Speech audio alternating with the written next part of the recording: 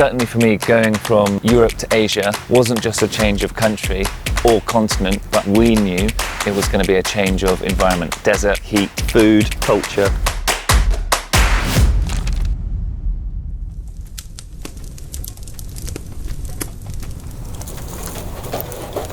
Kuwait, the oven of the Gulf. It gets extraordinarily hot, but fortunately we've arrived at the best time of the year.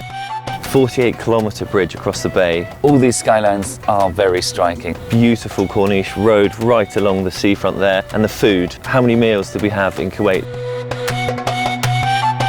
So it was lovely to take advantage of that and just have the roads to ourselves.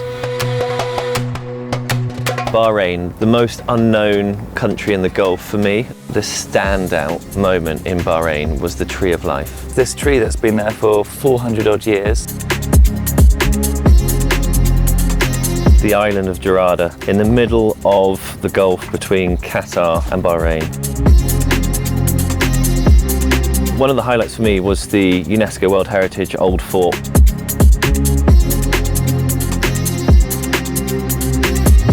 What's unique about Qatar is you've got this very, very tight bay where the road and the Corniche follows. You've got the skyline on one side and then the other nestled by the Corniche just off the main road.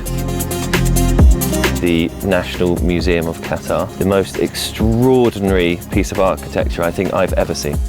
Trying on the traditional thobe was great. I've never tried one, but the fascinating thing I found, there's just slight differences between all these different thobes. It's light, breathable, and it's perfect for desert environments.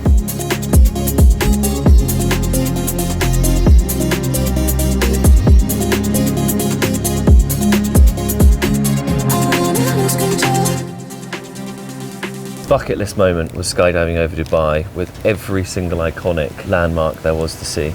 I just wish there was more freefall time and more actual kind of parachute time because it seemed to be over so quickly, but absolutely the biggest tick. Moving on from skydiving, the world's longest zip line in Ras Al Khaimah. 2 minutes of adrenaline-fueled zipping. Dubai is the city of the future, and how iconic is the Burj Khalifa? Everything about Dubai is just massive, impressive, awesome.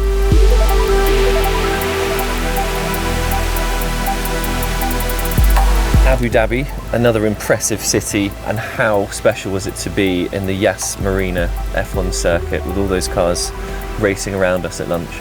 In huge contrast to the Yas Marina F1 circuit, you had the Sheikh Zayed Grand Mosque, an unbelievably impressive and huge, I think the second largest in the world, behind Mecca.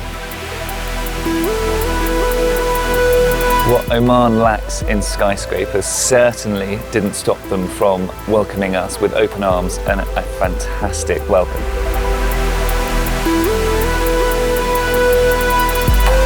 Driving down the coast, we went up into the mountains where that impressive dam was. Felt a bit like James Bond-esque, a beautiful, beautiful scene to take the car.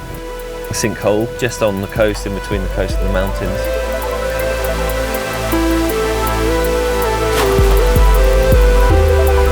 The Dow factory, where they build the traditional boats by hand.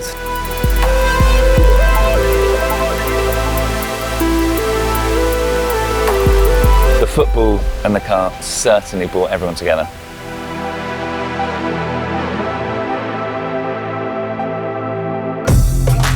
Saudi Arabia, biggest country in the Gulf.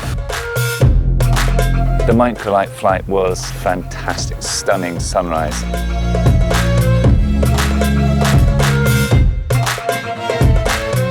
Back in the dune buggies, what impressive bits of kit they are. Oh, so quick, ridiculous for such a small vehicle.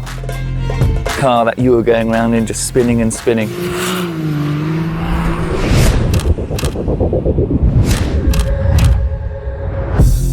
Great fun to set up the super sport mode on a racetrack. You didn't have to trust me, just trust the car. Go up the Al Faiza Tower to watch that sunset. I thought the old town in Jeddah was beautiful. The super old buildings looked like 200 years ago. those clothes or thobes for so long. They were kind of really eye-catching, and walking down the street and every single person just snapping away. One thing that connects all of these countries is hospitality. I have loved it.